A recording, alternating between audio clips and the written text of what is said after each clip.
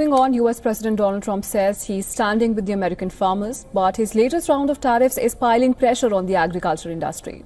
From fertilizers to farm equipment, prices are rising, while crop revenues fall and the strain is growing. Major agriculture firms like Mosaic, Agco and Bunch reports that the deliveries of key inputs, especially fertilizers like phosphate and potash, are down 20% compared to last year.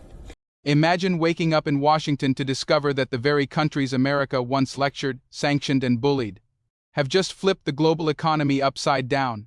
Imagine a world where the United States, once the unquestioned agricultural superpower, is now begging for food imports from Africa, not because of droughts or war, but because Africa decided it no longer needs American wheat, soy, corn, or control. That world is no longer hypothetical. It's happening right now. In a move that sent shockwaves through the White House, African nations collectively rejected over $120 billion in U.S. farm products, shutting down supply chains that have been in place for decades. Overnight, American farmers were left with overflowing silos, collapsing prices, and a government in full-blown panic. But here's the twist: this wasn't just an economic decision. This was a message. For the first time in modern history, Africa didn't protest, didn't negotiate, didn't beg. It acted, and the world felt the earthquake. Africa isn't just banning imports, it's building its own food empire, its own processing plants, its own export markets, and it's doing it with technology, investment, and partnerships that completely bypass the US financial system. China, Brazil, India, the Middle East, they all lining up to buy African products, while Washington is still trying to figure out what just happened. The media is calling it economic hostility, but Africans are calling it what it truly is: economic liberation. Because for decades, the global food system was designed for one purpose: to keep African nations dependent and American corporations rich. But now the script has flipped. For the first time in generations, Africa isn't reacting to crisis, it's creating crisis for the countries that once controlled it. And while Washington scrambles to respond, a new global power center is being born, one that no longer needs permission from the West. So the real question isn't why did Africa do this? The real question is this: what happens when the world's most resource-rich continent finally decides it will never be controlled again? Because if this agricultural revolution succeeds, then the era of Western dominance is over, and this moment right now will be remembered as the day the balance of power shifted forever. America thought he has seen a trade war before: steel, lumber, agricultural product, tariff fly back and forth. But this time, Africa didn't strike with what America would be able to bear its loss, but struck with the most important sector that earned the United States billions of dollars, and it's devastating the entire Washington. Africa just did what America didn't expect to happen in the next 50 years. Yeah, Africa just blocked us agricultural product worth $120 billion from entering the continent, which sent a shockwave across the globe. Concerns. Affordability has become the hottest issue in U.S. politics after this month's electoral victories for the Democrats. Not to be outdone, Trump cuts tariffs on over 200 food items, including everyday staples such as coffee, beef, and bananas. Now, the rollback follows mounting political pressure. Are you angry? Oh, yeah. Oh, I'm totally mad. There's no reason for it. This is absolute stupidity. This is a man-made crisis caused by Donald Trump, period. John Bartman is a soybean farmer whose family has been working Illinois land since before the Civil War. This year, his crops, diligently planted, meticulously cared for, are losing their value. This is a yield monitor. This allows me to see instantly what my yield is doing. It began as a rumor whispered through diplomatic back channels, but within days it exploded into international shock. Multiple African nations had jointly blocked the import of over $120 billion worth of U.S. agricultural goods: wheat, corn, soybeans, poultry, cattle feed shipments that had once moved effortlessly across the Atlantic were suddenly halted at ports, denied entry, and in some cases sent back. The United States was blindsided, and Washington erupted in panic. For decades, the relationship had been predictable. The U.S. sent subsidized farm products to African markets, undercutting local farmers, dominating grocery chains, and shaping food consumption. Africa exported raw commodities. America sold finished products. It was a cycle designed to keep power in one direction, but no empire remains unchallenged forever. Something had changed. The spark began in West Africa, where a coalition of agricultural ministers determined that their economies would never grow if they continued to depend on cheap foreign food.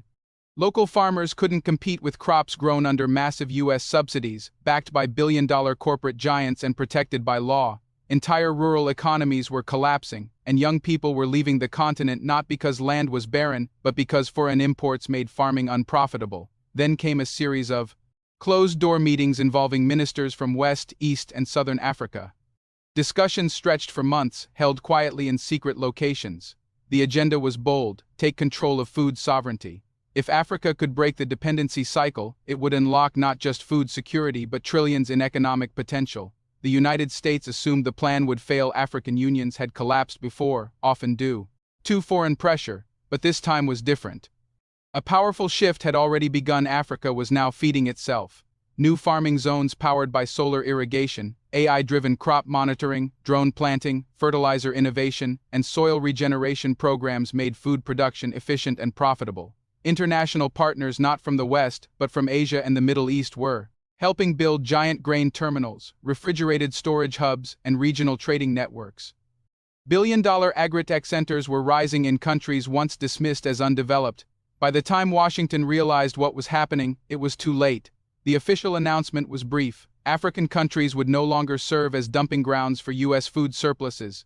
Imports were frozen indefinitely. Only nations that respected fair trade, local industrialization, and agricultural sovereignty would retain access. The move was not symbolic, it was economic warfare, and the U.S. was the target. The announcement hit the American heartland like a lightning strike. Farmers in the Midwest expected to dominate African markets for decades. Their political leaders had promised that African demand would keep profits high, but now silos were full, ships sat idle, and corporate exporters watched billions evaporate. Subsidies couldn't fix the sudden collapse, not when the largest agricultural frontier outside of Asia had just closed its doors. U.S. media went into chaos. Analysts demanded to know how Africa, not Europe, not China, not Russia but Africa, had managed to disrupt America's agricultural empire. The answer lay in coordination. Africa had become too interconnected for divide and rule tactics. A new crop exchange system allowed African nations to trade food among themselves using digital currencies, bypassing Western financial networks. Food that once came from Iowa and Nebraska was now being grown in the fields of Zambia, Kenya, Sudan, Ghana, and Angola. American trade officials tried pressure. Threats of sanctions were issued.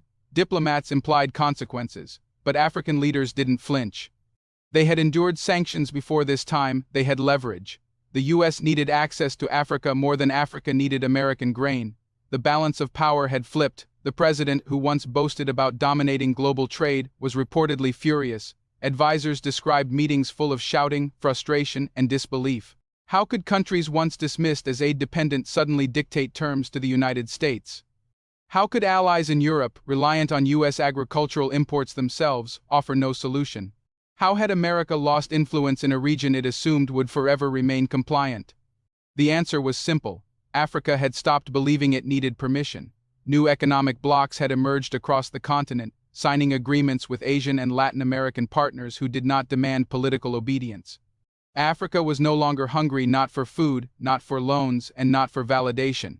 It was building its own food value chains, exporting processed products instead of raw materials. Instead of importing frozen chicken wings from the U.S., African supermarkets now carried regional brands, farmed locally and processed in African-owned factories. The U.S. tried public relations campaigns. American agribusiness groups claimed Africans would starve without subsidized grain. They insisted the ban was political and irrational, but the reality on the ground proved otherwise. African farmers were experiencing their first era of real profit. Governments were investing in storage, insurance, and logistics. African seeds, African fertilizers, African machinery, these were now national priorities. And beyond economics, there was something deeper, a psychological shift. For the first time, millions across the continent believed that survival did not depend on U.S. approval. That belief made the blockade unstoppable. African nations even proposed a new policy. Countries that wanted access to African markets must invest in African agro-processing and manufacturing, not just sell-finished products. If the U.S. wanted trade, it would have to build factories in Africa, hire African workers, and treat African nations as equals, not consumers. No president had ever faced this kind of rejection from the global South. It wasn't just defiance, it was strategy, it was sovereignty. It was the story of an empire learning that the world had changed without its permission, and this was only the beginning. The United States would soon discover that when a continent feeds itself, it no longer needs to bow. The next phase would not simply be agricultural, it would be financial, technological, and geopolitical. Africa had fired its first shot, and America was still trying to understand how it lost a war it did not see coming. The blockade was not an accident. It was the result of years of planning, a coordinated cascade of policies that transformed a scattered set of food security initiatives into a continent-wide industrial strategy. After the announcement, the continent moved from declaration to delivery with a speed that stunned markets within weeks. African ports that once unloaded American grain were repurposed as aggregation and processing hubs. Grain elevators were upgraded, cold chains extended, and shipping lanes recalibrated to prioritize intra-African flows and routes to Asia. What the United States had assumed would be a short-term political tantrum instead revealed itself as a carefully staged economic transition, and Washington had very little ammunition to stop it. The immediate shock was felt on commodity markets. Corn and soy futures plunged as buyers vanished. Freight companies scrambled to find alternative cargo. Insurance premiums for transatlantic shipments spike. Exporters in the United States who had depended on steady African demand found contracts canceled and credit lines tightened. Corporate trading desks converted panic into rapid-fire sell orders, driving prices lower and amplifying losses. The ripple effects reached farm credit institutions, regional banks, and pension funds with large agribusiness exposure. In the Midwest, lenders began recalculating risk models that had assumed stable export demand for decades. Capitol Hill reacted the way it always had, with hearings, emergency appropriations, and blunt appeals to diplomacy. The U.S. administration convened a national task force to restore market access, promising incentives for buyers and penalties for countries that refused shipments. But the tools at Washington's disposal were blunt and increasingly irrelevant. Threats of sanctions and tariff reprisal meetings only strengthened Africa's resolve. The continent's leaders had expected pressure and had prepared for it. New swap lines with China and India, alternate financing from Gulf sovereign funds, and emergency barter arrangements with Brazil and Argentina. When the United States leaned on allies to isolate African markets, many of those allies quietly refused. Economic reality contracts, profit margins, growth trajectories proved a stronger arbiter than political alignment. At the root of the blockade was a new African trade architecture that insulated the continent from single market shocks. A multilateral grain reserve, financed by pooled sovereign funds and diaspora investment, was activated almost immediately. This reserve provided liquidity to purchase machinery, subsidize processing plants, and guarantee prices to local farmers. A continent-wide digital commodity exchange allowed members to reallocate surpluses in real time. Shipments could be rerouted from a port in West Africa to a buyer in the Gulf within 48 hours without touching Western banking rails. Crucially, the terms of trade required that any foreign supplier seeking access to African markets invest directly in local processing capacity, no more dumping finished goods with no local benefit.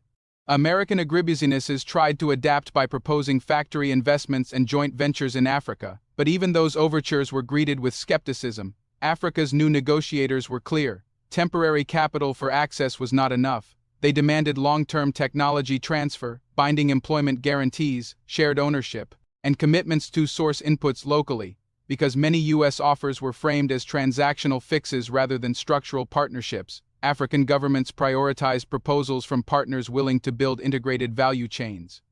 Firms from China, India, and the Gulf that had earlier accepted such terms now moved ahead with megaprojects for edible oil refineries, soy processing plants, and frozen meat packing centers.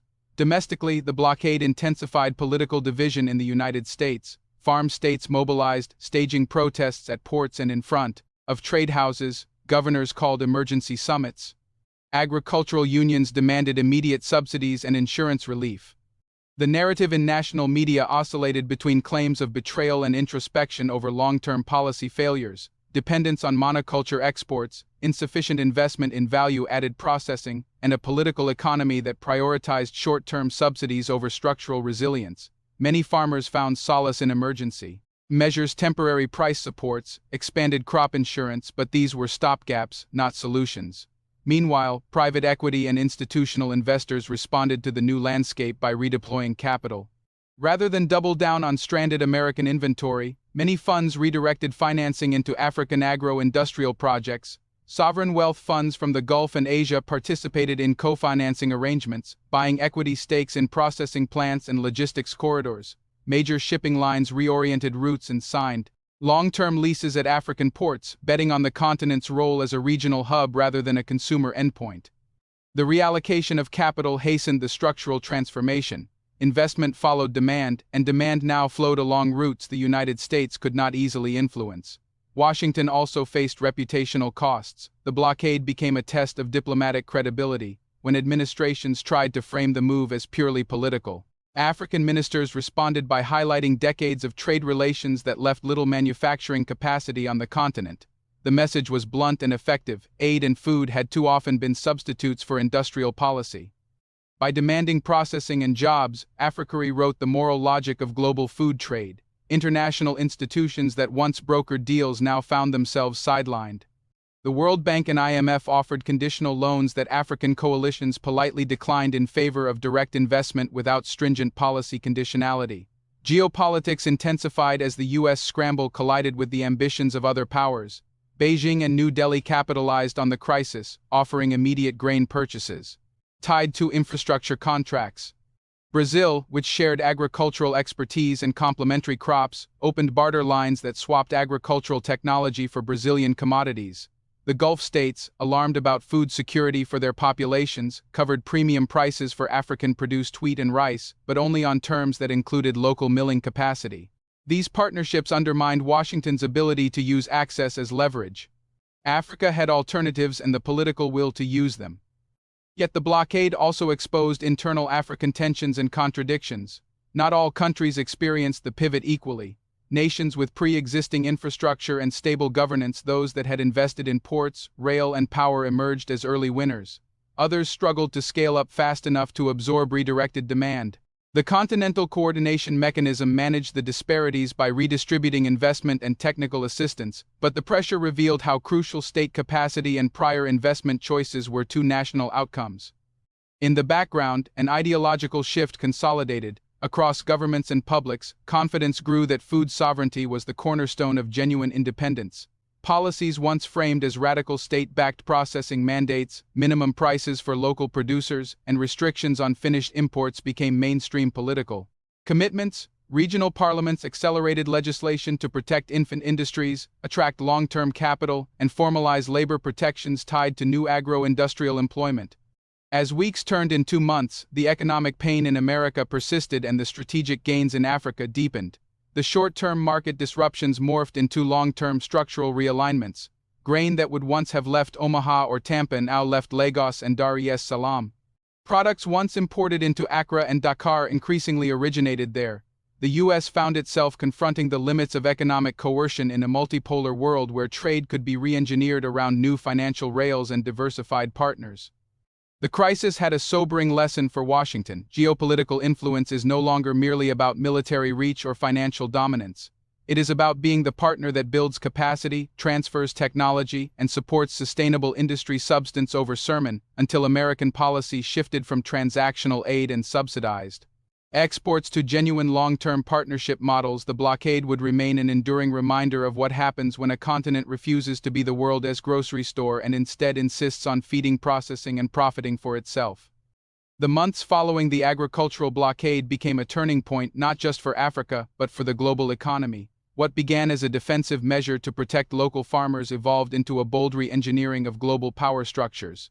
The continent realized that controlling food was no different from controlling energy or minerals. It was leverage, and for the first time in modern history, Africa wielded it collectively. The $120 billion rejection of U.S. farm products was not a symbolic gesture. It was a declaration of economic sovereignty that would reshape alliances, industry, and geopolitical strategy. In the United States, the aftershocks grew increasingly severe. With the loss of key export markets, farm states entered a recessionary spiral. Grain silos overflowed, crops rotted, and major agribusiness firms filed for debt restructuring. While Washington attempted to find substitute buyers, the sheer volume of displaced product overwhelmed global markets. Countries that once purchased U.S. soybeans and corn now had abundant options. Africa's buyers had consolidated purchasing power. Asian nations shifted sourcing to South America and Southeast Asia and Latin American. Producers coordinated with African blocs to negotiate better prices. The era of U.S. dominance in agricultural supply chains was effectively over.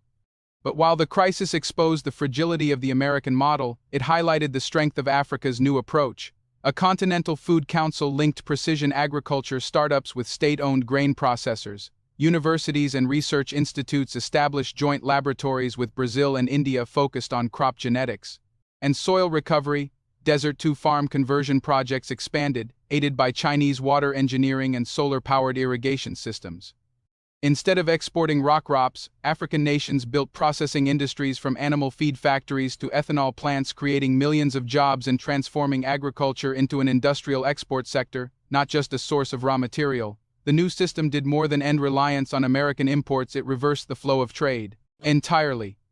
For the first time in modern trade history, the U.S. began importing African-produced food exactly as African leaders had once feared their nations would remain permanent importers. African wheat flour, condiments, palm oil derivatives, cocoa-based nutritional products, and packaged grain blends entered boutique and mainstream chains. Across the U.S., the farms that had once dominated world exports now found themselves dependent on packaged goods produced in the very markets they used to control. Washington blamed foreign interference and unfair subsidies, but the truth was simpler. Africa had rewritten the rules of engagement. Instead of being a passive consumer, it became an industrial competitor. And it did so by bypassing traditional financial systems that once dictated global trade. Payments for agricultural exports were increasingly settled in alternative currencies, and digital platforms operated through emerging South-South networks. The US dollar was not rejected outright, but it was no longer necessary. Multiple African central banks issued joint settlement mechanisms backed by commodity reserves and guaranteed by long-term buyers. It was not perfect, but it worked, and it worked without Washington's approval. The political fallout inside the United States grew more intense. Senate inquiries accused foreign governments of orchestrating an economic attack on American farmers. Lobbyists demanded retaliatory tariffs, military intervention in trade routes, even sanctions on African and Asian banks participating in the shift. But the challenge was not one that could be solved through coercion. Africa had already secured alternative export routes, partner markets, and investors. The world was shifting, and no amount of pressure could force it back into dependency. Meanwhile, relationships between African countries evolved as domestic competition gave way to cooperative industrial strategy. Regional blocs negotiated shared processing zones to avoid duplication and encourage specialization. Countries with heavy livestock capacity became dominant exporters of frozen meats and animal feed. Others scaled grain processing or edible oils. This strategy mirrored the industrial models once used by East and Southeast Asia, but with large-scale agricultural resources as the foundation. The result was the emergence of economic corridors that stretched from Gulf of Guinea ports to inland agro-industrial clusters tied directly to rail lines and energy grids. The social effects across Africa were profound. Youth who once dreamed of leaving for the United States or Europe began seeing opportunity at home. Agricultural technology firms proliferated, offering drone services for crop mapping, satellite-powered prediction tools, and AI-based soil analysis. Diaspora investors returned not as charity donors but as equity holders in massive supply chain ecosystems. Food production, once dismissed as a low-value sector, became synonymous with power, innovation, and national pride. For the first time, global headlines discussed African nations as price setters, not aid recipients. The transformation also accelerated a philosophical shift. Development was no longer measured by the volume of foreign imports but by the degree of self-sufficiency and export sophistication. African economists stopped using Western benchmarks and began creating their own. They argued that power lay not in free trade but in smart trade. No nation had ever industrialized by giving unrestricted access to foreign corporations. If the United States had protected its farmers for a century, Africa now felt justified in doing the same. Even as African gains accumulated, the shift generated friction. Western media framed the blockade as destabilizing and irresponsible, predicting humanitarian consequences. Yet the opposite occurred. Food insecurity dropped across several regions as local supply chains strengthened and dependency on foreign imports shrank. Prices stabilized, rural incomes increased, and corruption related to food aid distribution declined. Governments now had both revenue and leverage to enforce accountability on their own institutions. In diplomatic circles, the United States quietly began seeking a path back into African markets. Negotiators offered revised trade deals, joint research partnerships, and investment guarantees. But African governments were no longer desperate for access to U.S. buyers. They demanded equity stakes in American agribusinesses and joint ownership of processing facilities, not just export contracts. The era of dependency had not just ended, it had reversed. The agricultural blockade was the spark, but the fire was much larger. It symbolized the collapse of an old world order based on one-sided dependency, and the rise of a multipolar economy where Africa could dictate terms, form alliances beyond Western influence, and pursue industrialization on its own timeline. The crisis forced Washington to recognize a truth it had long ignored. Africa was no longer a passive market, it was becoming a global power anchored not only in minerals and demographics, but in the most fundamental resource of all, food. And as the new agricultural economy continued to scale, Africa was no longer asking the world for a seat at the table. It was building the table and setting the price for every single ingredient on it.